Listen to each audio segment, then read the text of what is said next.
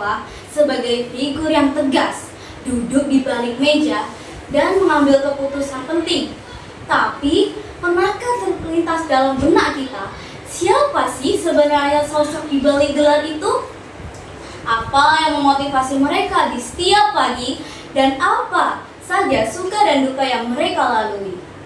Hari ini, kita akan membuka tirai itu bersama dan mengenal lebih dekat sosok inspiratif yang satu ini. Jangan kemana-mana, karena cerita yang akan kita dengar akan sangat menarik dan menyenangkan. Halo Sobat Inspirasi, selamat datang di Obras, obrolan santai sepada Mas. Saya Rulia Muksiatun Najwa dan saya Alum Arifatul Zahro, moderator yang akan menemani kalian di obrolan seru hari ini. Di episode kali ini dan yang sangat spesial, kita kedatangan tamu yang sangat luar biasa. Pemimpin visioner yang telah mendedikasikan hidupnya untuk dunia pendidikan. Beliau adalah Ibu Iri Wahyu Wijianti, SPD. Beliau adalah Kepala Sekolah SMPN 2 Gumuk Mas. Selamat datang Ibu Iri.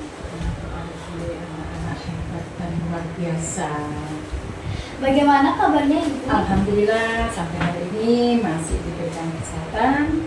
Semoga kalian juga keadaannya sama dengan yang Ibu rasakan hari ini, bahagia dan bangga sekali dengan anak-anak tamunya kalian ini. Ya, alhamdulillah. Sebelumnya Bu, kami mengucapkan banyak terima kasih kepada Ibu karena sudah meluangkan waktu untuk hadir di sini dan juga membagikan cerita seru bersama kami.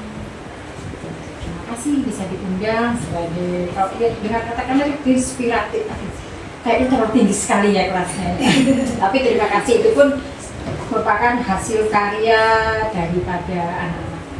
Hebat, suka dan bangga sekali. Semuanya mungkin nanti akan mendorong teman-teman kalian yang lain untuk bisa masuk ke dalam kegiatan. Baik. Siap-siap. Oke Ibu, sebelum kita masuk ke cerita-cerita seru nih, boleh nih Ibu perkenalkan diri sedikit dulu kepada para sobat Dispawasi agar kita lebih mengenal banyak tentang Ibu. Iya, saya data pribadi saya. Terima kasih atas waktunya. Assalamualaikum warahmatullahi wabarakatuh. Waalaikumsalam. Perkenalkan, saya Ibu Iri Wahyu Wijianti, SPD. Saya merupakan pimpinan di SMP Negeri 2 Gumuk Mas, atau istilahnya kepala sekolah ya, atau penanggung jawab terhadap seluruh kegiatan yang ada di SMP Negeri 2 Gumuk Mas. Masih ada yang lain? Bisa saya kenalkan? Boleh. Oh, boleh. ya. Boleh. Saya ini lahirnya jauh sekali Mana itu? di Papua. Kalau sekarang Papua ya. Kalau dulu itu namanya Irian Jaya. Oh, berarti Papua Barat. Papua itu banyak ya sekarang, Papua Barat, Papua Tengah, Papua Selatan. Iya, ada beberapa Papua kan dibagi ya, ada 9 Papua itu kan. Saya itu lahirnya di sana. Kebetulan saya bercerita ya, nggak apa-apa ya. Gak apa-apa, Iya. gak apa-apa, tidak Jadi apa-apa. bapak saya itu TNI, dilusnya di sana. Wow. Dilusnya di sana, sehingga kami itu anak-anaknya semuanya lahirnya di saya lahir Papua itu kan banyak juga kabupatennya juga. Terus saya ini di Jayapuranya, di Jayapura, ibu kota Irian Jaya. Dulu Irian Jaya sekarang menjadi Papua. Ibu kotanya tetap namanya Jayapura. Saya lahir di sana pada tanggal 7 April tahun 1970. Kemudian saya pindah SMA kelas 12, kalau kan 12 ya, kalau dulu kelas 3 katanya. Mau ujian 3 bulan tuh saya pindah ke Pulau Jawa karena pada waktu itu ibu saya itu sakit, divonis dokter, sisa umurnya sekian sehingga kami pulang. Seperti itu.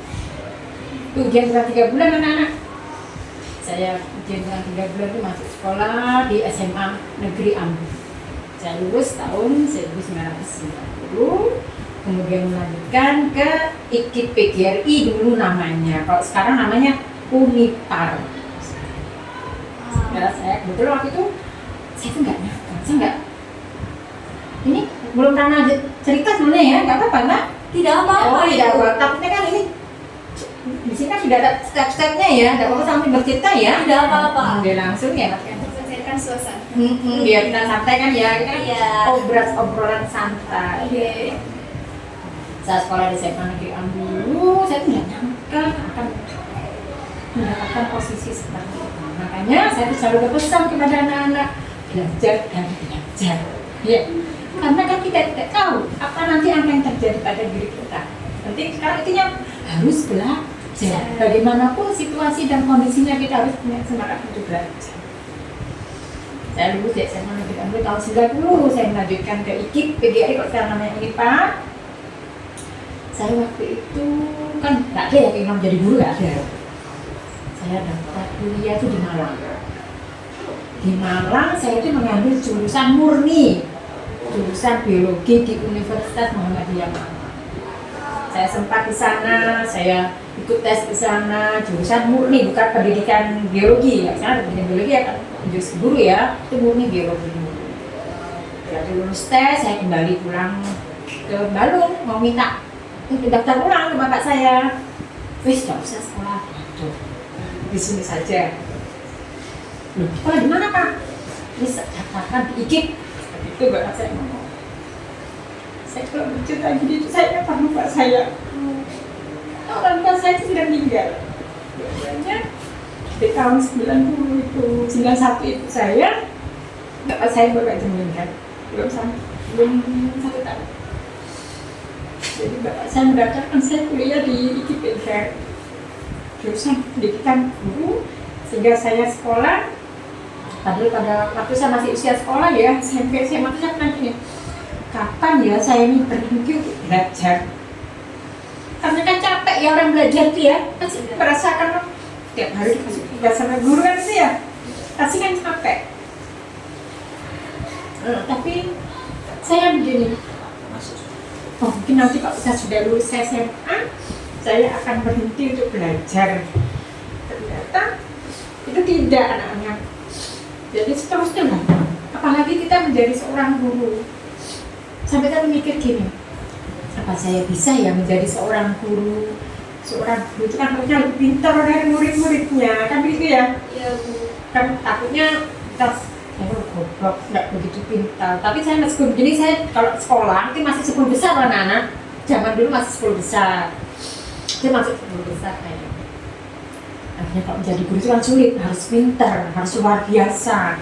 Tapi ternyata itu tidak. Kita itu mau menginginkan sesuatu, kita itu jangan bayangkan yang belum terjadi. Pokoknya kita jalani. Akhirnya, ya apakah saya bisa mengajar? Dan gitu ya. Gimana caranya orang mengajar kan sulit, harus begini kan gitu ya.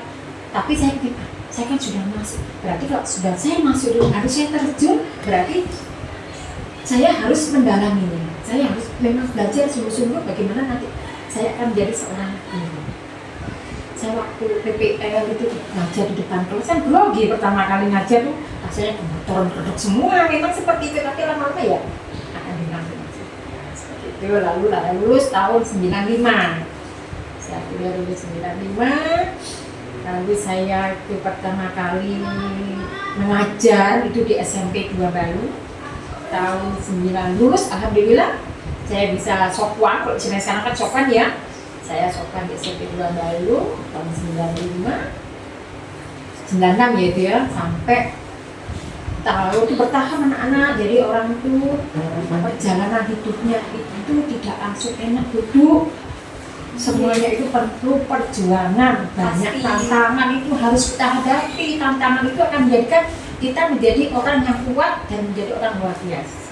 Kalau hidup kita hanya berjalan enak semua, itu bukan orang hidup. Yang hidup itu yang benar adalah harus banyak tantangan.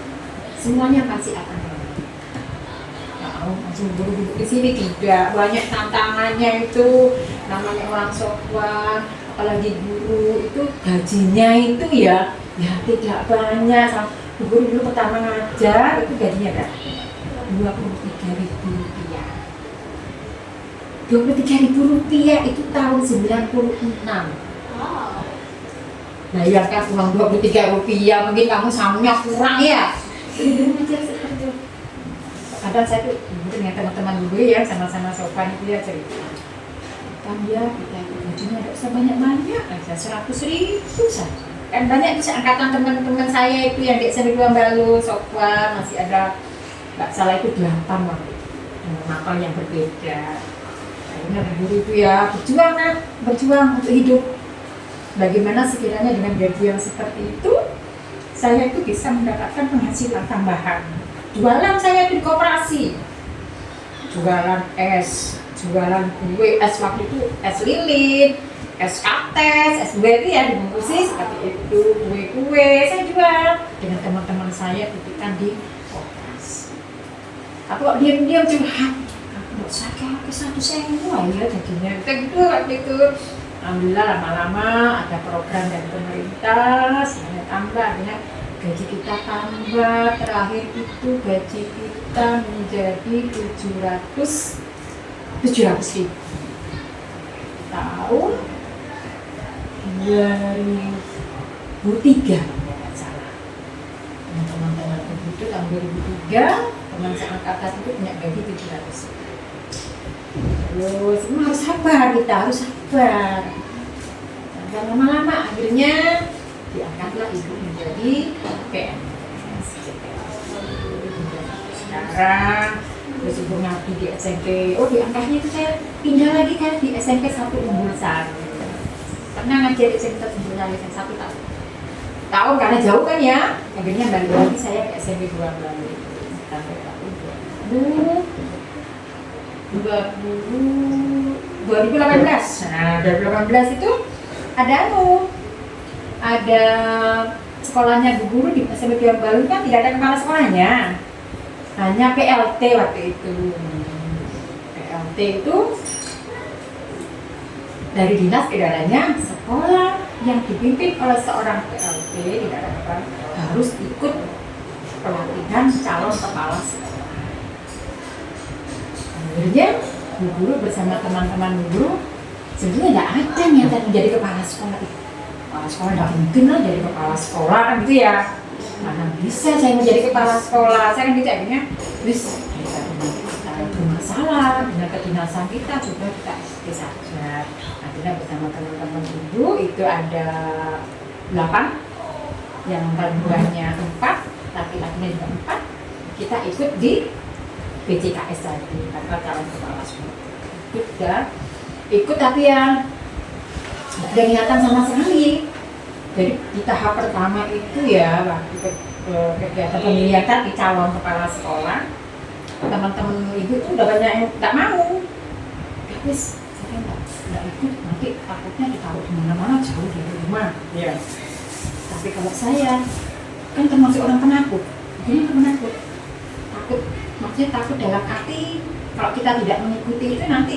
kedinasan kita itu disangkut pautkan sehingga saya akhirnya teman-teman saya banyak yang enggak itu tinggal 3 dari 8 tadi dari 2 Balu akhirnya itu terus tapi tidak ada kabarnya terus selesai hilangnya baru tahun 2018 itu sudah ikut tes sudah sebenarnya teman-teman ibu yang memang nggak mau mengundurkan diri saya lanjut terus tahun 2022 dipanggil yang ikut tes di tahun 2018 dipanggil dikumpulkan lagi nama saya ada jadi kepala sekolah ini kan nggak mungkin saya menjadi kepala sekolah kan akhirnya ya apapun tetap saya ikuti aja aturannya tapi waktu itu sempat ini berkas yang saya kumpulkan itu saya nggak mau buat orangnya kan nggak mau pokoknya yang diminta ini kalau ada kekurangan sudah saya nggak mau sampai yang petugas administrasinya gini ini ada yang kurang berkasnya jenengan enggak sudah mas saya nggak ikut jadi beginian iya sudah saya nggak jadi begini nggak apa-apa saya gitu itu jangan ngomong seperti itu loh biasanya tuh yang seperti ini tuh jadi malah nggak mungkin mas jadi kepala sekolah itu sulit gitu akhirnya lah kok ternyata ikutlah kita proses sampai ikut itu sama 6 bulan ya pendidikan di Jember tuh 6 bulan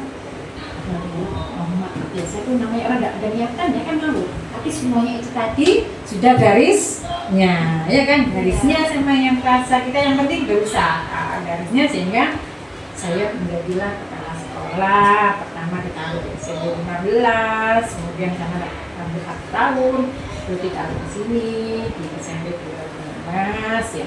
Dan nanti saya di sini ya menjadi lebih berkembang lagi.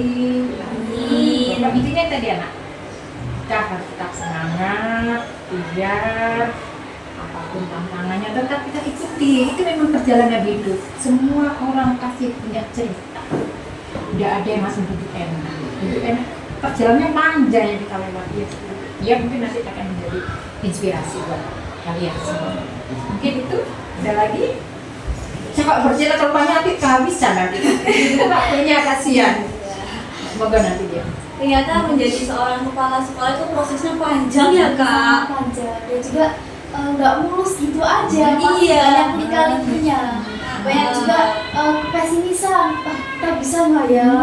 Kira-kira kita bisa sampai di titik ini nggak ya? Tapi dengan itu semua, dengan kerja kita semua, ya ini hasilnya. Iya. Yakin. Yakin dan semangat. Dan pantang menyerah. Yakin. Lanjut nih ya Bu. Kan sebelum kita berbicara lebih jauh nih ya, saya mau tanya. Kan saya waktu itu dengar ada pepatah Jawa yang bilang Asmo Kinario Joko. Artinya itu nama membawa keberuntungan. Nah, saya penasaran nih Bu, kenapa ya orang tua ibu itu dulu memberi ibu nama Iri Wahyu Wijiati? Ya, dan boleh cerita sedikit tentang nama ibu itu. Oh siap, saya akan bercerita ya Asmo. Sebelah saya mohon maaf ya namanya. Saya itu paham bahasa Jawa, ini baru Jawa ini. Dulu pertama kali saya datang ke Jawa, saya nangis tiap hari. Kenapa Nangis, nggak bisa ngomong, pakai bahasa Jawa. Mau keluar dari rumah saya tidak berani ngomong. Iya, memang gitu Bu. Iya, memang gitu ya. Soundtracknya, soundtrack. Oh ya sudah. Saya nangis, saya nggak pernah keluar dari rumah. Pulang lagi lihat saya gitu orang tua saya. Terus saya takut mau keluar, takut. Ada tetangga saya ngeliatin, saya kan saya SMA ya masih gaya ngeliatin ke saya terus gini. Orang Jawa itu kok begini ya? Jadi saya takut. Iya, Pak, mau pulang ke ini saja, nggak mau kan di Jawa. Saya gitu seperti itu. Akhirnya tidak telateni ya. Akhirnya saya bisa ngomong bahasa Jawa. Bahkan saya tuh sampai lulus kuliah pun masih belum bisa ngomong bahasa Jawa. Saya bisa ngomongnya bahasa Jawa itu waktu SMP sudah sopan ya di Balur. Kebetulan yang di koperasi itu teman saya Bu Sri Harsini itu beliaunya adalah guru bahasa Jawa. Jadi saya belajar bahasa Jawanya dari beliau. Saya setiap ngomong bahasa Indonesia mesti dia jawabnya bahasa Jawa pakai kromo. Bu Sri itu apa ya artinya? Saya kadang begitu tertawakan. Kadang saya bahkan ke mertua saya itu ngomong pakai bahasa Indonesia, saya nggak bisa pakai bahasa Jawa. Jadi saya mohon maaf ke mertua saya, jadi Pak ngomong bahasa Indonesia. Mohon maaf ya Bu, saya nggak bisa bahasa Jawa. Tapi lama-kelamaan, alhamdulillah saya bisa bahasa Jawa. Kadang saya sampai sini pun saya heran. Waktu pertama kali saya masuk sini, Bapak Ibu gurunya kalau ngomong kan bahasanya halus sekali. Iya. Halus saya sampai heran. Karena saya nggak tahu artinya. Benar. Itu artinya apa ya? Oh, mungkin ya saya baru tahu. Sebenarnya baru sekarang gitu ya. Ya mungkin agak belepotan ya, makanya sebenarnya tadi ya sebagai orang Jawa itu bangga bisa berbahasa Jawa. Karena bahasa Jawa itu dari tutur katanya halus ya kan? Ada step-stepnya, ada kromo, ada moko, ada gini kan ya. Iya. Kalau kita bisa kromo berarti kita bisa mencerminkan kita. Kalau kita pakai bahasanya halus sekali, otomatis gerak-gerik kita atau tingkah laku kita kan akan ikut, ya kan? Orang yang mendengarkan pun adem. Misalnya kalau anak-anak saya sampai ke kelas ya, saya tanya, sudah sarapan ya santun bu, rasanya senang dengan anak ngomong bahasa Jawa seperti itu. Iya, asal mulanya saya datang ke Jawa, jadinya begitu. Lalu kenapa kok orang tua saya tadi memberi nama Asmo? Tadi saya membaca, apa tadi namanya? Asmo Kinario Joko. Asmo Kinario Joko. Saya ini belum tahu artinya, saya tahunya Asmo, nama. Tapi Kinario Joko itu tidak tahu saya artinya apa. Membawa keberuntungan. Membawa keberuntungan, oh begitu ya. Memang nama itu orang tua memberikan nama kita itu harapannya seperti yang mereka inginkan, kan gitu ya? Iya. Harapannya diinginkan. Saya kenapa kok namanya Iri Wahyu Wijiati? Tapi saya buat orang anak-anak. Kan saya tidak iri Pak, karena saya sudah iri kayak gini ketemu teman saya, jangan khawatir saya tidak akan pernah iri. Iri itu karena tadi saya katakan saya lahir di Irian Jaya.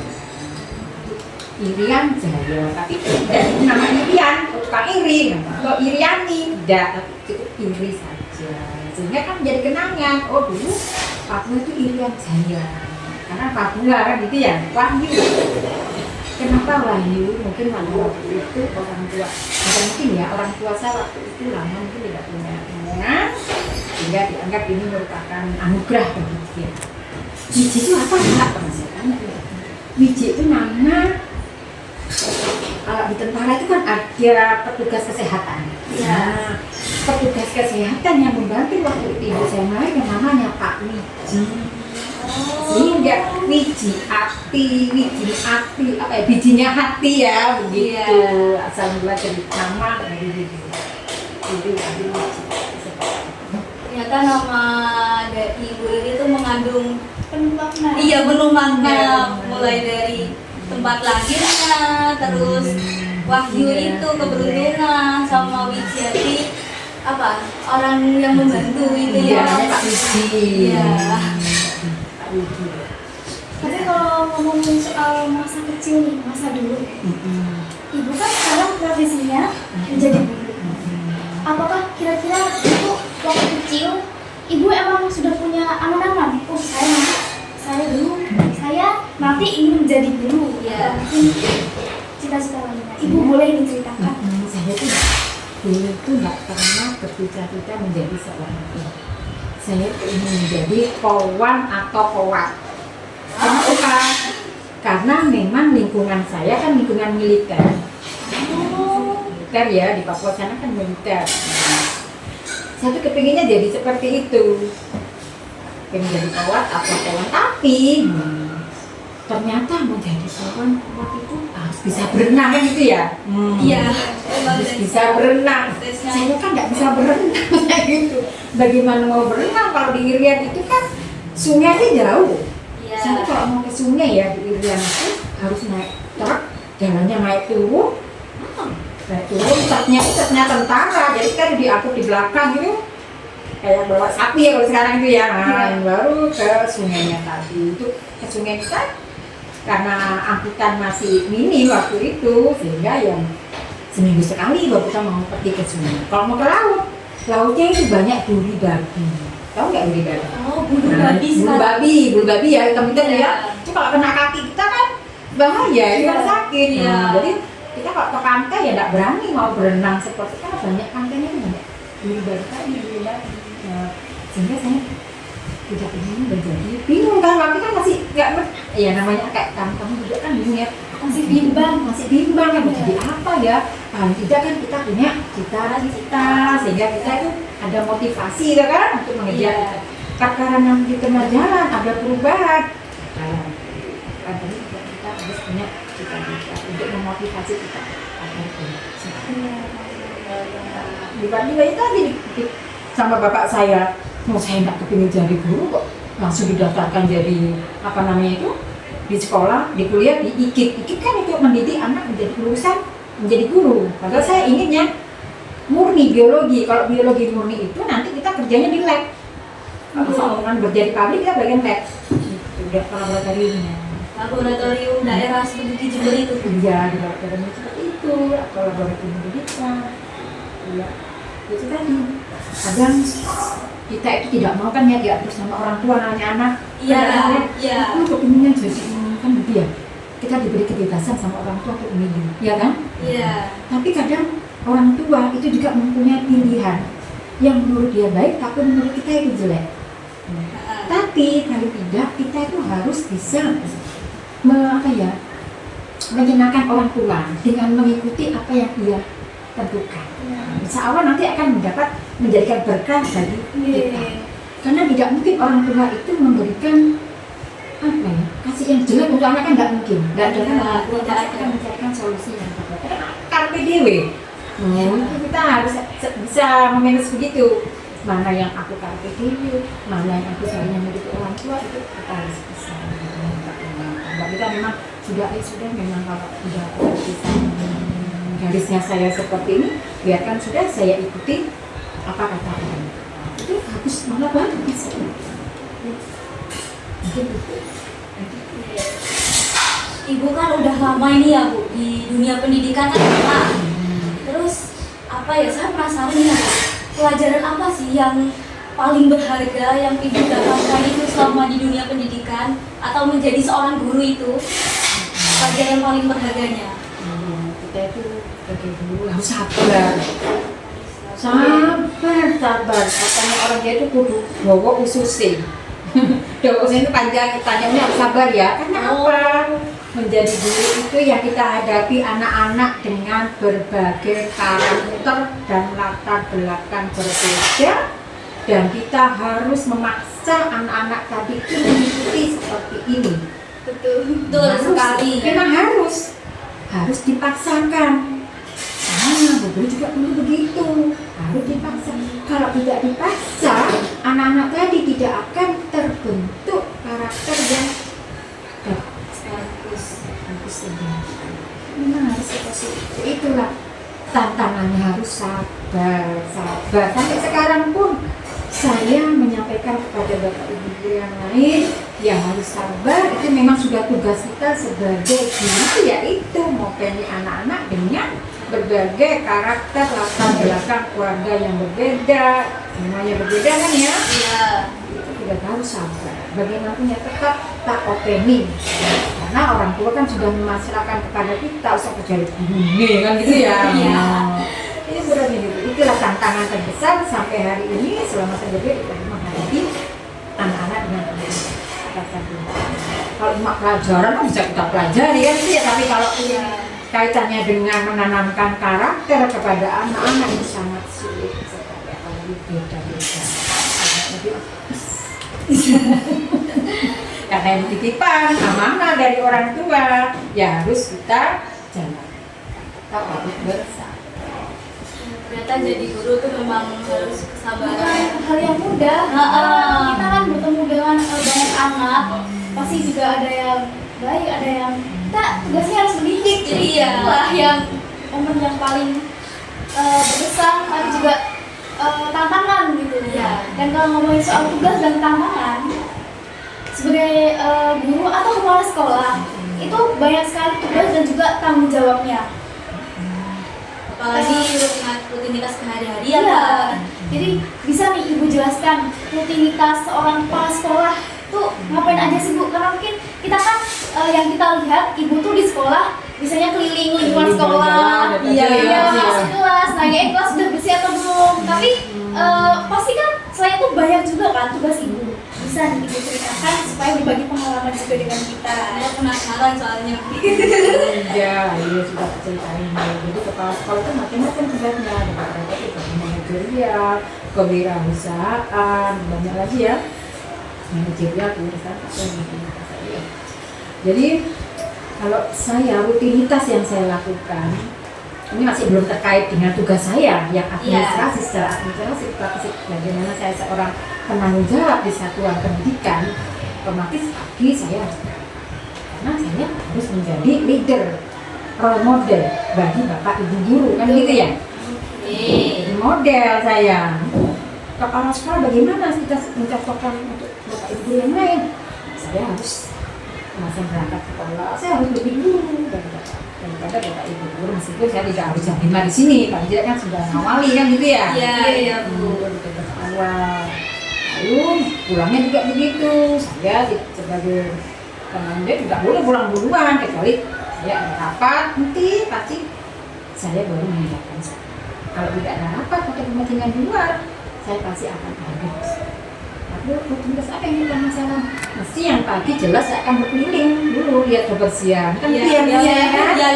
Kebersihan kelas. Karena apa? Itu kan visi sekolah kita itu kan adalah terwujudnya insan yang sehat. Ya kan?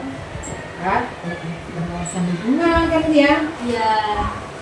Terus sehat, cerdas, bisa lingkungan dan sesuai dengan profil 8 profil kelulusan kan gitu ya.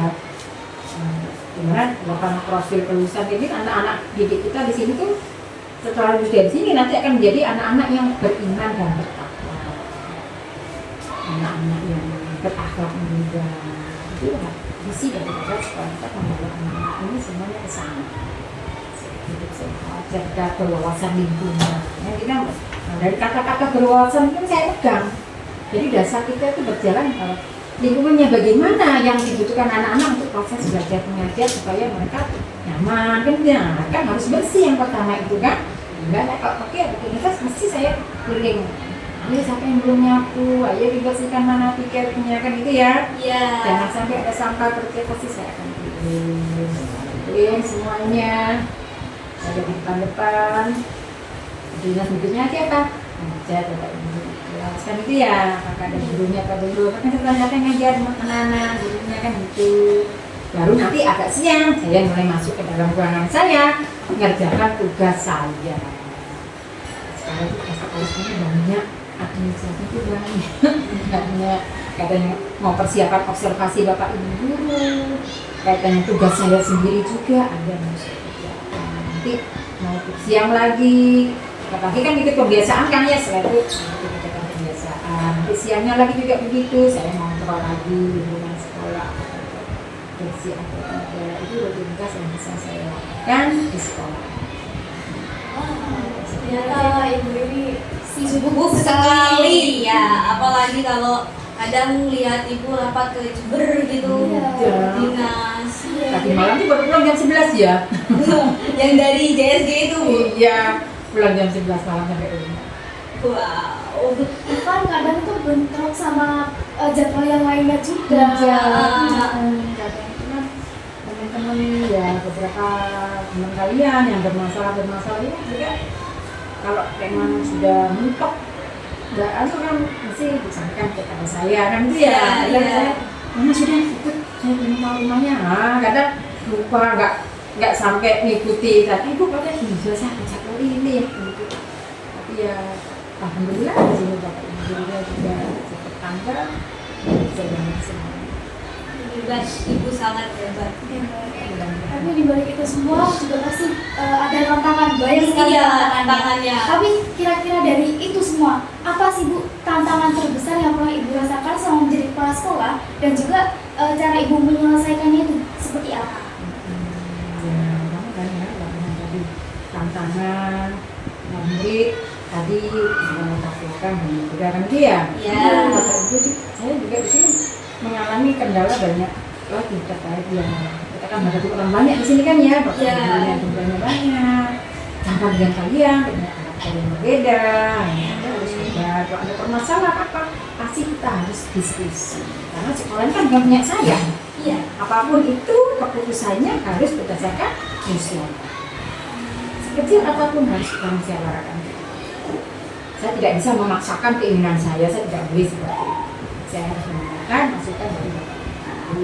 Oke, kita harus tetap musyawarah untuk mendapat itu dari kepala sekolah. Akhirnya tidak bisa. Tetap harus musyawarah jika ada permasalahan baik itu terkait dengan kegiatan atau program sekolah ataupun kegiatan anak-anak. Tetap musyawarah. Di kelas, yang terkait dengan siswanya di kelas atau dengan guru BK atau dengan Bapak Ibu guru yang lain, tetap kita harus musyawarah. Saya juga mau tanya ibu, kan pas ibu di saat upacara atau di ruang rapat itu kan banyak ya Bu pastinya siswa-siswa yang melihat ibu ya kan. Saya tuh penasaran nih ya Bu, ada nggak sih Bu momen-momen lucu atau menarik yang ibu alami pas di ruang rapat itu atau bertemu dengan siswa-siswa gitu Saat interaksi sama siswa, apa Iya. ada hal yang mengesankan, mengesankan atau lucu-lucu gimana? Saya loh, kalau dengan Bapak Ibu guru di sini tuh ya, momen lucunya apa? Kalau tadi ngomong bahasa Jawa. Oh, Ya, saya kadang heran-heran nih. Apa artinya ya? Kata dia, kata saya. Kadang Bapak Ibu guru ngomong itu ada beberapa bagian kalimat yang saya tidak paham. Kadang saya tahu, kadang sampai saya tuh menyampaikan ke mereka. Nah, punten ya, Bu, itu ngomong apa ya? Saya memberanikan diri mengatakan hal seperti itu. Ngomong-ngomong, kadang Bapak Ibu guru juga itu lucu-lucu.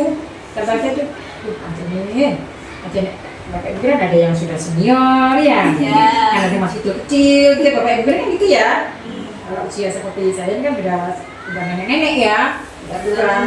Saya lihat tingkahnya Bapak Ibu lucu-lucu, saya lihat, karena saya tahu sini, pancen tetap ya tetap dengan keadaan kondisi Bapak Ibu guru yang tadi ada yang masih dewasa, ada yang masih remaja atau begitu kita istilahnya ya. Tetap lagi ya harus sabar. Kalau anak-anak lucu-lucu anak-anak sini. Saya kadang itu kalau masuk ke kelas itu melihat tingkahnya anak. Tapi kalau misalnya mereka itu anak nakal kan lumrah ya. Anak nakal itu lumrah. Yang penting dia itu sopan itu lumrah saya kira. Tapi jangan sampai dia yang narkoba itu yang tidak bisa kita tolerir seperti itu ya. Kalau nakal anak itu ngomong tok nang kelas itu sudah namanya anak kan itu ya. Biasanya seperti itu. Ya, kalau nanti kelasnya sepi, anak banyak tapi tidak salah. Sebenarnya harus aktif kan anak dalam kelas. Iya. Karena apalagi kalau anak kelas 7 kan ini kecil sekali ya. Lucu-lucu. Iya. Gemusan. Sampai gemes, kamu udah sunat ya. Ini kan lucu. Apalagi gendut-gendut itu ya. Karena ada anak gendut-gendut ya lucu seneng saya. Mereka tanya balik kalau jawabnya pakai bahasa Jawa kayak aku mau marah saya tidak jadi. Kalau sudah dijawab pakai bahasa Jawa, oh, pintar deh, terima kasih kamu bisa ngomong pakai bahasa Jawa. Seneng loh dulu kalau kamu bahasa Jawa. Itu. Makanya saya feeling kan bahasa ajak ngobrol anak-anak. Gitu kan. Rasa di sini, rasa apa coba akan sembunyi di sini. Di gurunya ramah-ramah tuh, sekolahnya bersih, gitu ya. Harus kita jaga. Ternyata lucu-lucu ya momen-momennya. Saya kadang juga suka gemes lihat anak kelas 7 itu Bu. Kayak apa ya? Kayak itu loh yang viral kemarin tuh karakter Jumbo. Oh iya. Ada itu ada. Lucu ya. Kita boleh kan bergaul pasti juga kan semua kan boleh. Ya. Tapi kita tidak boleh sampai apa ya menolak apa membelinya kan tidak. Iya, karena merasa aku sudah kelas 9 senior. Ini harus mengatur anak yang kelas 7. Tidak merangkul mereka. Iya. Karena mereka semua adalah teman kita. Semua di sini satu keluarga kan semua ya. Ya. Ada SMP gitu.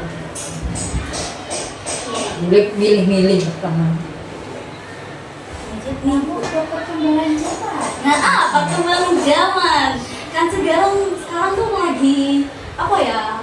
Apa sih kayak marak-maraknya perkembangan teknologi ya kan? Teknologi itu udah berkembang pesat. Ada tidak Bu? Apa namanya dampak dari perkembangan teknologi tersebut dalam proses kegiatan belajar mengajar Bapak Ibu guru atau kita sebagai siswa, ada tidak Bu? Pandangan ibu terhadap siswa. Sangat sekali dari perkembangan teknologi itu sangat berdampak kepada anak-anak maupun terhadap kegiatan pembelajaran kita. Oke. Kita bahkan mungkin kamu sering mendengar, saya kira masih nggak usah sekolah, cuma dari HP bisa. Tapi yang satu yang tidak bisa apa? Apa itu Bu? Yang tidak bisa tergantikan adalah apa? Bimbingan dari Bapak Ibu guru kan gitu ya. Bapak Ibu guru itu membimbing kalian tuh dari hati yang paling dalam, ikhlas mendidik kalian. Itu yang tidak akan bisa tergantikan.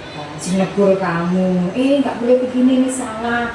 Itu yang mengingatkan kamu, ya kan? Yang memotivasi kamu, Bapak Ibu. Kalau kamu bicara mau dengan hati, siapa yang dari kamu? Nggak boleh seperti ini, tidak ada no? Tidak ada. Jadi teknologi itu banyak sekali pengaruhnya, tetapi tadi itu tidak tergantikan dan memudahkan kita dalam menjalankan suatu pekerjaan. Kan? Kalau kita lihat sekarang ada aplikasi-aplikasi di AI, banyak ada begini adanya. Kita semua harus tetap bijak menyikapi hal dalam pembelajaran. Kalau Bapak Ibu menggunakan teknologi, sebenarnya kalian disuruh bawa HP, tapi meskipun kita tidak semuanya Bapak Ibu mengharuskan kan ada tekniknya kan, memang kita dilarang kan ya membawa HP ke sekolah itu Iya. dilarang. Sehingga Bapak Ibu guru itu ada teknik tersendiri supaya anak-anak itu aman membawa HP kan gitu ya, boleh membawa, tapi ada aturannya. Karena percaya dengan pembelajaran lebih enak, kalian menjadi lebih senang kan gitu ya belajar. Tapi itu tadi Ibu, karena pusat kan ada AI, itu kadang anak-anak tuh makin menggampangkan, makin mereka tidak mau belajar, Iya. mereka maunya Instan. dari AI instan aja, bisa melihat langsung dicatat, tapi mereka nggak ngerti itu tuh sebenarnya gimana. Beda lagi kalau sebenarnya sama guru, Ya guru dijelaskan, jadi kita lebih mengerti, walaupun mungkin kita tidak optimal, kita Iya. belum Apa sih kayak maksimal dalam bidang Iya. itu, tapi kita mengerti lah. Sebenarnya kalau kita berkiblat ke aplikasi dari AI ya, itu kan untuk membantu kita, hanya membantu kita, memudahkan. Mungkin apa kalau istilahnya ya, pendamping kita, mungkin di sekolah Bapak Ibu menjelaskannya kan, kamu masih kurang paham, bisa tanya ke AI, atau mungkin di AI ada istilah yang baru, kamu bisa Iya. menanyakan ke Bapak Ibu. Jadi jangan langsung terfokus tuh apa itu, kadang beda loh jawabannya, tidak sama. Iya, nggak sama. Tidak sama ya, karena tidak sesuai dengan waktunya. Misalkan kamu SMP, berarti kan materi yang kamu pelajari hanya sekian. Iya. Itu kan udah berkembang kan? Itu juga perlu kami saring. Sebenarnya tidak apa kita gunakan untuk tambahan kita, boleh. Yang terpenting itu positif. Iya, Penggunaan gawai itu semakin luas, Jangan semakin juga mudah mengeklik atau menulis sesuatu Iya. di sosial media. Nggak ada untungnya bagi kita, ya kan? Nggak usah ngomentari, begini nggak usah, cukup kita mengikuti saja. Iya. karena juga malah cyberbullying. Nah. Iya, saya berbullying di media sosial gitu lagi banyak-banyaknya Ibu. Dan juga itu berita yang belum benar, hoax. Hoax, ya. banyak. Itu kadang lebih cepat menyebar dibanding berita Yang informasi asli. yang benar. Iya. Nggak usah sudah, kita nggak usah mengikuti, cukup kita anggap saja dia hiburan kita lihat, oh ya mana yang memang cocok nanti. Nah, kalau saya tuh senangnya kalau di sosmed itu ini apa? Resep-resep masakan sama Oh iya, sama. sama model-model Sama. baju. Sama. Itu yang saya suka, yang lain saya tidak suka. Saya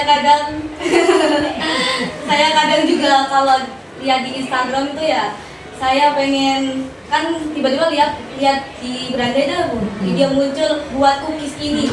Saya kok pengen ya. Akhirnya nyoba bilang ke bunda, ayo bikin kayak gini. Oh iya, ayo gitu.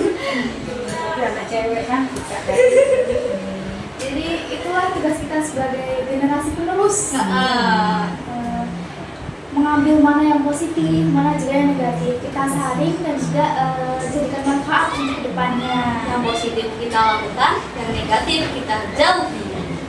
Kayak gitu hanya mengarahkan kan, mengarahkan gini-gini, nanti mengingatkan. Karena mudahnya teknologi sekarang, apakah ada satu hal yang ingin Ibu ubah atau kembangkan dari sekolah dalam waktu dekat, dan juga mengapa hal itu menjadi prioritas? Terkait dengan Apa yang ingin Ibu pertimbangkan? terkait dengan teknologi atau bagaimana? Yang lain mungkin Bu, yang Oh, lain program baru atau mungkin program baru saya itu sampai hari ini yang kepingin sekali itu adalah kalau kaitan dengan teknologi, alhamdulillah ya nanti sekolah kita ini mendapatkan bantuan smart classroom di smart TV. Yang mudah-mudahan masuk kelas 8 kan ya? Iya, kelas 8 sama kelas 9. Karena sekarang Saya belum baru lihat. datang ya. Iya. Mudah-mudahan sih segera datang juga. Lalu kaitannya dengan yang tadi itu, jadi harapan apa tadi? Ke depan ya. Iya, Saya ke depannya. hari ini saya ingin sekolah saya itu masih kembali lagi ke kebersihan. Karena visi kita berwawasan lingkungan. Mungkin saya pegang sampai hari ini, tetap saya pegang, makanya saya selalu mengobrak-ngobrak anak-anak maupun petugas kebersihannya di sini maupun bapak ibu yang lain untuk selalu meningkatkan kebersihan. di setiap sebelum pembelajaran anak-anak kita pakai guru ini mengingatkan ya, nah, dibersihkan kelasnya. Nanti setelah masuk awal pembelajaran juga begitu, bersihkan kelasnya. Nanti di akhir pembelajaran mau pulang anak-anak belum bersihkan, tetap harus kita tegakkan visi kita. Jadi kan kedepannya seperti ini, sekolah kita tuh kalau kita ada lingkungan suasananya sudah adem, yang dia adem dan bersih. Ini nanti menjadi, mudah-mudahan mohon doa restu dan dukungan dari kami semuanya. Sekolah kita akan menjadikan sekolah yang adiwiyata, menuju ke sana, menuju ke adiwiyata. Kita perlu mempersiapkannya mulai dari sekarang. Boleh benang dulu, nanti kalau sudah apa-apa yang sudah kita benahi oke, siap, ready, kita ke sekolah adiwiyata. Dan sekolah kita lagi bebas sampah plastik, bisa sampah ambil. Nah, itu kadang anak-anak masih belum kan, sulit sekali. Ayo nanti saya yang bilang, ayo Lele, Lisa bisa. Itu dalam yang penting dilakukan. Tapi di sini begini kaitannya dengan sampah plastik. Jadi dalam arti kita itu sampah plastik, kalau misalkan sekolah kita benar-benar bersih dari sampah, itu bagaimana kita mau menanamkan kesadaran kepada anak-anak untuk membuang sampah, ya kan? Sehingga yang perlu kita tanamkan di sini adalah kesadaran anak-anak itu untuk bertanggung jawab terhadap sampah-sampah yang ia miliki, sampah yang ia miliki atau sampah yang ada di sekitarnya. Itu saja yang perlu kita tanamkan. Jadi dia bawa makanan, bagaimana kesadarannya? Buang sampah. Kalau dia tidak bisa buang sampah di tempatnya, ingin saya anak-anak itu sadar kalau tidak ada tempat sampah, kemana disimpan dulu lah di dalam sakunya atau di dalam tas. Jadi itu yang ingin saya tanamkan kepada anak buat apa sampai saat ini. Jadi kita membuat sampah plastik sudah kita lakukan, tapi kesadaran anak-anak tadi tidak membuat sampah tadi yang saya tumbuhkan kesadaran seperti itu. Jadi itu bukan cuma tugas dari sekolah, tapi juga kita harus punya kesadaran buang sampah pada tempatnya. Ini juga termasuk tugas kita, kita mensadarkan teman-teman, mensadarkan sebaya kita. Yang benar tuh ini, kamu harus buang sampah pada tempatnya, karena fasilitas sampah juga sudah ada. Banyak banget malahan, setiap jalan tuh pasti ada tempat sampah. Apa susahnya? Akibat dampak sampah yang tidak bisa terorganisasi tempatnya, ini kan jadi sampai penyakit, ya kalau banjir kan gitu ya. Kan kita ada andil di situ untuk mencegah terjadinya banjir atau mencegah terjadinya sarang penyakit kan. Kita bentuk kesadaran. Bisa aja itu berarti kita ruginya seperti kita. Ini minumnya boleh diminum Bu? Boleh kan? Boleh, silakan Dulu Ibu. Terima kasih. Ya suara saya habis ini tadi. Ya. Dulu waktu saya FLS tuh ya, saya kira kok ada tulisan Lisa. Saya tuh kiranya, oh mungkin tuh bisa Blackpink atau K-pop. Ternyata Singkatan, ambil. Tapi sampai sekarang anak belum sadar itu ya? Iya, belum terrealisasikan. Makanya saya tuh sering keliling kalau pagi habis anak makan, ayo sampahnya dibuang di tempat sampah. Harus kampanye. Kita harus kampanye seperti itu. Sampah pun boleh. Ketika kita jadi role model, tidak harus ini enggak, kamu boleh. Sadar lah, nggak usah. Ya harus sama aja dulu sadar, tapi dia kemudian tergerak hatinya, ya kan? Mohon maaf Bu, nanti saya kak. Iya? Oh, enggak nih. Nah, masuk lah. Mau lanjut. Saya senang udah jaringan begini. Ternyata Lisa yang selama ini saya kira Lisa Blackpink artis, ternyata aslinya singkatan dari lihat sampah ambil. Jadi itu dia tugas kita ke depannya, program kita ke depannya yaitu memajukan Lisa. Ya Lisa itu masih mengenai sampah. ya. Utamanya sampah plastik. Kenapa kita selalu bergembar-gembor sampah plastik, sampah itu? Karena kita tahu bahwa Indonesia itu kan penyumbang sampah plastik terbesar, ya kan? Iya kok Bu? Ya. Iya. Penyumbang sampah plastik terbesar dan juga sampah plastik itu tidak mudah tertumpah. Wow. Coba kamu kalau di rumah dipendam itu ya sampah plastik buat lubang disimpan. Buka nanti berapa tahun masih dia utuh. Sulit tertumpah. Untuk bertahun-tahun, itu berpuluhan tahun. Daun beda dengan kertas atau daun. Kertas daun 1 minggu sudah tercampur dengan tanah bisa jadi pupuk. Kalau plastik kan Nah, Saya baru tahu loh. ada BPN-nya kak, BPA-nya tidak. Oh, ini tidak ada BPA-nya berarti kan ini tidak. Ya begitu ya. Iya.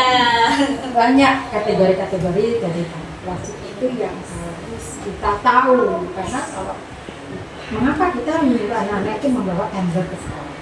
Oh iya. Kan botol seperti tidak boleh didaur ulang. Iya. Botol seperti ini itu tidak boleh kita cuci atau kita gosok lagi kemudian kita isi lagi air minum kita konsumsi, tidak boleh. Kenapa itu Bu? Mungkin kalau kalian pernah lihat BF atau BPA tadi tuh. BPA free. BPA tadi ya. Iya. Nah, itu nanti dia hilang apa ya? Keluar, kena gosok-gosok dia keluar. Nggak boleh masuk ke dalam. Free BPA. Free BPA. Nah, harus cari botol yang free BPA. BPA free. Berarti bebas sih. Namanya kalau tumbler pun itu macam-macam. Ada tumbler yang kata mungkin kalau di itu ya, artinya ada yang berbau dan tidak. Iya ada. Kalau yang berbau itu kita harus bisa membedakan. Kalau berbau itu berarti plastiknya itu berasal dari daur ulang. Daur ulang ya Pak ya? Begini ini kayak ditemukan di tempat pembuangan sampah akhir, didaur ulang, dipotong kecil-kecil, diolah kan recycle, reuse apa itu ya? Iya. Tadi Recycle, reuse. Jadi kan seperti wadah-wadah perkakas atau wadah botol tumbler yang dibawa atau kresek yang warna hitam, itu kan itu hasil kan daur ulang daripada. Kalau yang baru dia dibuat itu tampilannya tidak bisa. Hati-hati juga kalau kamu membeli tumbler, jangan ini murah bagus, jangan. Itu kadang bau, makanan yang kamu makan langsung di tumbler pasti bau plastik. Jangan. Kita harus pilih juga yang Aman. Iya. Jadi belajar dari sekarang. Oh ini bukan tahu, bukan karena itu bukan, karena kan itu masalah. Nah, terus pesan inspiratif demikian Penutup. jika ibu bisa kembali ke masa lalu atau mungkin masa ibu masih duduk di bangku SMP, kira-kira nasihat apa nih yang ingin ibu sampaikan kepada diri sendiri? Mungkin juga itu nanti bisa jadi nasihat untuk kita Bu. Iya, untuk Supaya memotivasi kita juga. Saya jadi kalian bisa kembali ke masa lalu. Saya itu ya namanya kita itu orang hidup pasti butuh perjuangan untuk bertahan hidup, ada masa depannya kan gitu ya, kayak orang kita harus punya masa depan kan gitu ya. Iya, betul. Ya kita harus tetap semangat untuk tugas kita adalah karena kita anak sekolah mulai dari SD adalah belajar dan belajar itu saja dulu, semangat untuk belajar apapun itu kondisi kita, apapun lingkungan kita, ini satu kita harus tetap semangat untuk belajar karena kita tidak hidup untuk hari ini. Masih ada hari Masih esok panjang generasi. Saya kan ada kata-kata ya dari orang bapak ibu guru mengatakan kalian ini adalah generasi penerus bangsa. Tidak sama ya aku terenyuh. Berarti saya nanti akan menggantikan beliau-beliau itu. Iya, saya juga gitu Iya. ya. Terenyuh kan kayak Iya. berarti saya nanti berarti pundak saya ini nanti negara ini kan gitu. Berarti apa yang harus saya lakukan? Saya harus ya berbuat baik dimanapun saya berada, ya kan berpunya karakter baik, sambil belajar tadi, berdoa, itu yang tantangan itu semuanya itu perlu ada tantangan, ada cobaan, ya kan? Harus kita hadapi. Kalau kita tidak pernah menghadapi tantangan, itu berarti dia tidak bisa bertahan hidup dimanapun nanti akan dia berada, karena kita kan tidak tahu kita keadaan kita dalam menit-menit berikutnya, besok bagaimana kan kita tidak tahu, maka kita harus bisa bertahan hidup dimanapun kita berada. Intinya dengan tadi punya kekuatan dalam menghadapi segala tantangan yang muncul. Yang pastinya juga bersyukur. Ya, kita jangan lupa berdoa, yang penting berikhtiar dengan berdoa, terus syukur, harus selalu bersyukur. Sedikit yang diterima bersyukur. Jadi sehat, tetap semangat untuk belajar. Oke, siap Ibu, siap. Jika Ibu punya pesan yang bisa Ibu sampaikan kepada siswa atau mungkin guru dan juga orang tua di sekolah, terutama terkait dengan pentingnya kolaborasi dan juga pendidikan karakter, itu apa, Bu? Jadi namanya pendidikan, kita sama-sama mengetahui bahwa pendidikan itu kan bukan hanya tanggung jawab Bapak Ibu guru di sekolah, ya kan? Tetapi tanggung jawab orang tua, Bapak Ibu guru, lingkungan sekitar sekolah itu merupakan tanggung jawab bersama. Kalau kita saling berkolaborasi, bagaimana nanti membawa anak-anak yang amanah yang diterima oleh sekolah itu bisa berjalan sesuai dengan yang sudah menjadi tanggung jawab kita sebagai seorang guru. Harus perlu kita saling berkolaborasi, apalagi untuk berkarakter. Kita kan perlu menemukan karakter baik kepada anak. Kenapa karakter? Karena karakter itu merupakan fondasi dasar untuk membentuk seorang anak. Yang bagaimana itu? Yang anaknya disiplin, bertanggung jawab, jujur, karakter akhlak. Nanti saya dia menjadi anak yang berakhlak. Makanya kita tidak bisa karakter baik ya. Karena fondasi dasar yang dimiliki kecil disiplinnya bagaimana disiplin seorang pelajar belajar sekolah. Jadi kalau disiplin dalam hal berpakaian, bagaimana ketentuan harus tertib semuanya itu, karena disiplinnya kunci daripada kesuksesan harus Insya Allah kalau kita itu disiplin pasti akan terbentuk anak-anak yang menghargai ya, di sini menghargai waktu semuanya ya, dia disiplin anak-anak yang beruntung dan yang punya kemampuan pada orang tua. Bagaimana orang tua ya, monggo kita sama-sama kan mendampingi anak-anak kita untuk meraih apa yang kita pesan-pesannya. Kami sebagai guru di sekolah juga selalu melakukan komunikasi kepada orang dengan perkembangan anak dan pasti akan Bapak Ibu guru sampaikan kepada orang itu. Ternyata pendidikan karakter itu penting banget ya Kak. Penting sekali, karena itu mencakup kita ke depannya bagaimana. Terakhir nih ya Bu, sekolah kita kan sudah punya podcast nih ya Bu. Terus ini edisi perdana kan Bu.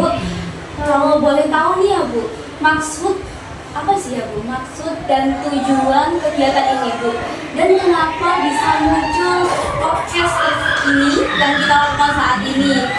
Terus sama satu lagi ya Bu, ceritakan sejarahnya Bu. Bagaimana saya terinspirasi dari apa itu ya? Iya, istilahnya. Jadi saya cerita lagi ya, jadi nggak apa-apa kan ya, sampai jam berapa ini? Jadi asal muasalnya itu begini, waktu itu saya dengan dua teman saya, kepala sekolah SMP 3 Rambi, main ke sekolah SMP 3 Rambi. Kenapa saya sering berkunjung ke teman-teman sesama sekolah? Karena tujuannya apa? Kita tuh mencari inspirasi. Mungkin ada di sekolah itu yang sekolah kita itu tidak ada. Saya akan keliling.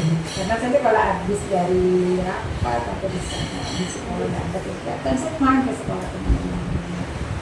Apa ya di sekolah saya misalkan cocok, saya katakan ini saja jadi inspirasi saya. Hingga waktu itu saya main ke sana. Di ruangannya dia, di ruang penjaga waktu itu memang dia tidak punya ruang guru, sehingga dimasukkanlah kita ke ruang penjaga sekolah. Ada ruangan apa nih? aku lo masih bisa punya uang podcast. Apa sih uang podcast? Ayo bu, gini bu, kita wawancara bu.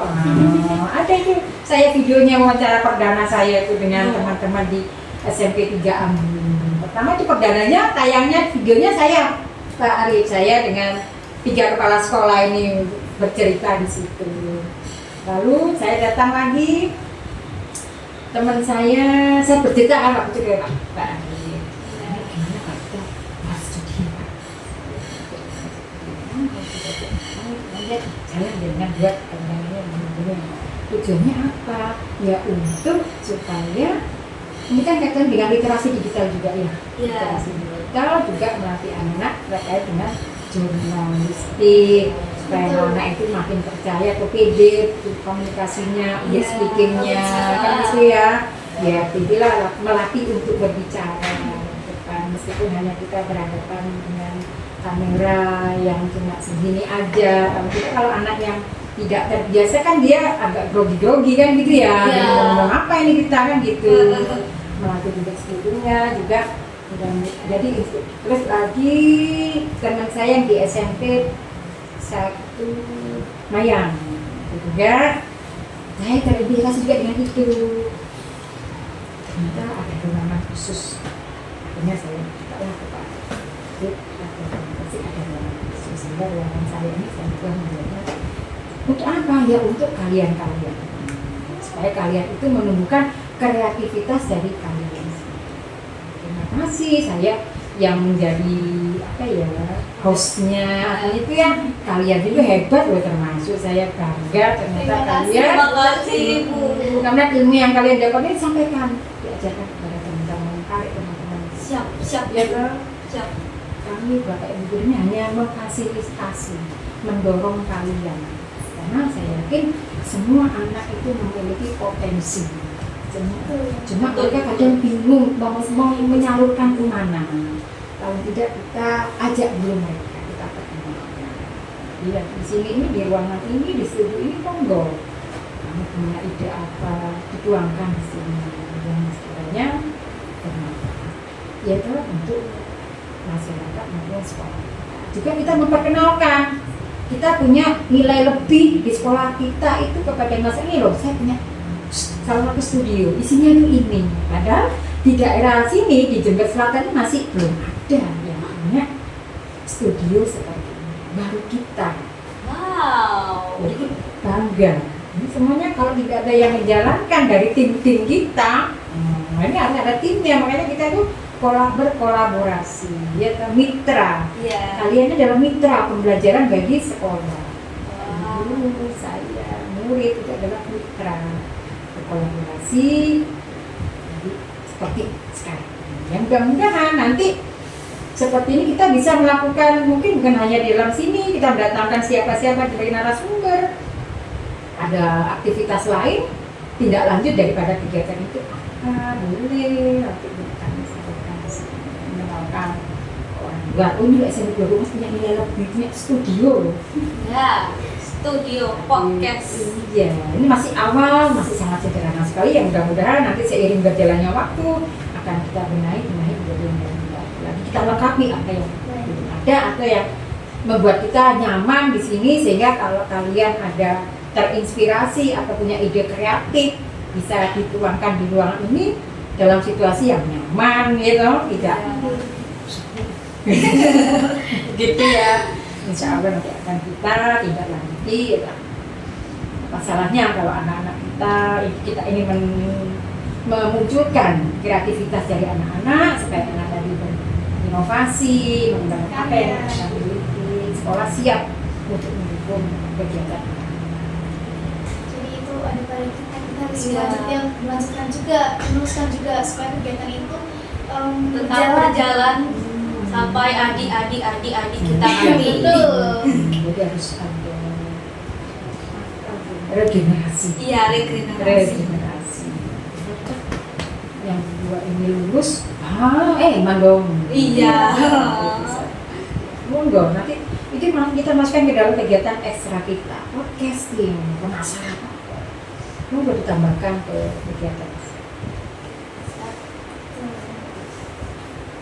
Jadi dari kisah pesan Ibu Iri tadi itu, sebelum Ibu Iri sampai pada titik sekarang Iya. di kepala sekolah, Ibu Iri tuh juga punya Banyak. lika-liku kehidupan. Iya, lika-liku kehidupan, kerikil-kerikil kehidupan gitu. Kisah sedih, mungkin Heeh. bimbang, pesimis. Tapi dengan semangat Ibu Iri, Ibu Iya. Iri terus berjalan walaupun nanti Ibu Iri, aku nanti nggak tahu jadi apa. Tapi Tetap- Ibu Iri semangat, Iya, Ibu Iri mau semangat. berjalan, mau mengambil pengalaman yang ada. Akhirnya sampai sekarang Ibu berada di sini menjadi pemimpin kita. Ya, semua itu kan bukan karena saya ya, Iya. tapi berkat dukungan kalian, teman-teman kalian, apalagi dukung anak-anak yang penuh ide-ide tadi, yang kreatif tadi, mau diajak untuk maju, untuk mengembangkan sekolah ini. Juga karena dukungan dari Bapak Ibu guru, dukungan dari orang tua tadi, masyarakat, semua tadi yang kita berkolaborasi. Karena kalau saya sendiri, otomatis kan tidak bisa berjalan sendiri ya kan ya, harus Iya. ada dukungan. Jadi untuk para sahabat Dispawasi, walaupun kalian tuh masih belum menentukan apa sih nanti cita-citaku, tapi kalian jangan takut. Kalian tuh masih harus berjalan terus nanti Iya. nemu ini pengalaman-pengalaman. Jadi kalian tuh punya ini nih potensi aku.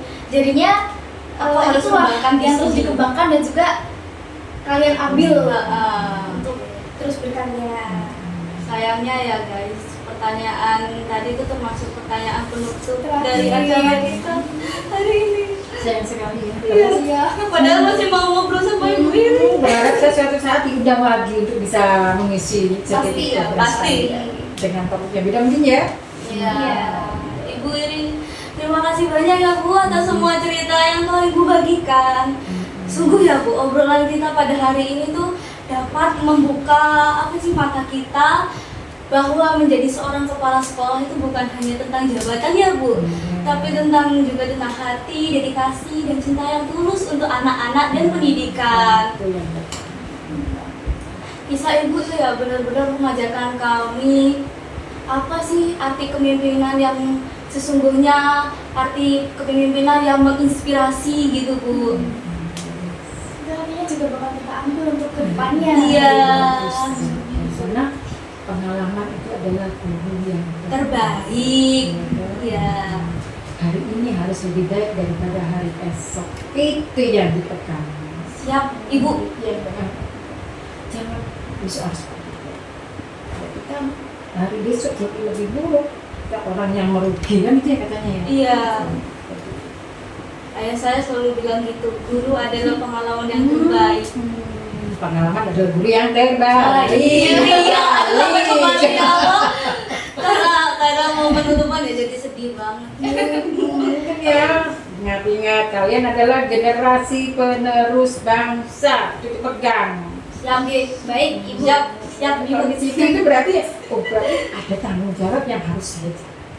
Iya. Bukan kata-kata. Apalagi ada menyanyikan Indonesia Raya, kamu resapi isinya, kamu resapi lagu yang mengheningkan kita, itu rasanya terenyuh sekali. Berarti beban kita sebagai generasi muda itu ya seperti itu ya harus kita jaga sebagai anak bangsa. Karena pemerintah, pemimpin-pemimpin negara kita ini juga dia melakukan segala cara untuk sekiranya bagaimana anak-anak Indonesia itu menjadi anak-anak yang hebat. Karena tanggung jawab kita apa? Tugasnya belajar, dan belajar. Itu saja. Anak sekolah tugasnya apa? Belajar, membantu orang tua, boleh ada waktunya membantu orang tua. Harus bisa membagi waktu. Jangan belajar kan kamu aku sih mau, jangan seperti itu. Tidak, bukan itu maksudnya ya. Yang dikatakan belajar dan belajar itu bukan. Nah, untuk para sahabat Dispawasi, dimanapun kalian berada, semoga obrolan kita hari ini menjadi perspektif baru dan juga semangat untuk terus berkarya.